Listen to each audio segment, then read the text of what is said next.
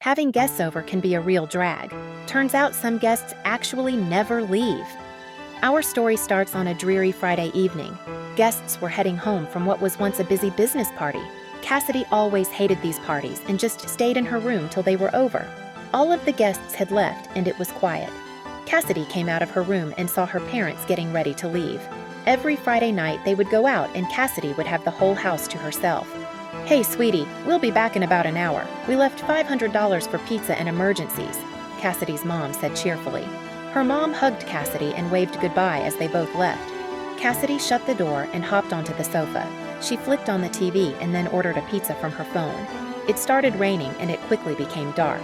A few minutes later, the doorbell rang. It was the pizza guy.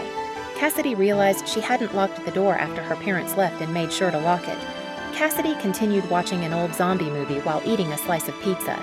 Suddenly, the doorbell rang, followed by a few slow knocks on the door. Cassidy got up and looked through the peephole. It was an old lady standing there, hunched over in the rain. Cassidy just ignored her and went back to watching TV. The doorbell started ringing like crazy, and the knocking became pounding. Cassidy groaned. She put on her headphones and decided to ignore it. Strangely enough, she could still hear the doorbell and the knocking even with her headphones on. Eventually, the sounds stopped. "Finally," Cassidy muttered. Cassidy noticed something strange. The door was unlocked. She tried locking it, but it was broken. The thunderstorm grew and became more intense. Cassidy sighed.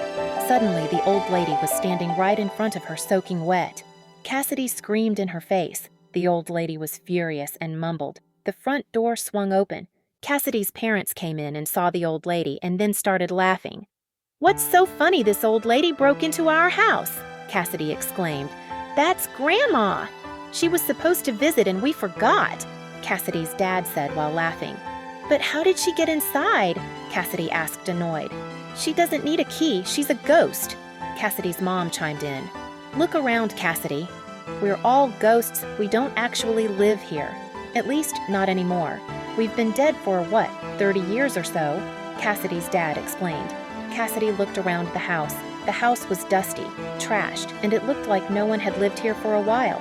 Cassidy realized she was indeed a ghost, but that wasn't what bothered her. She herself had become the annoying guest that never leaves.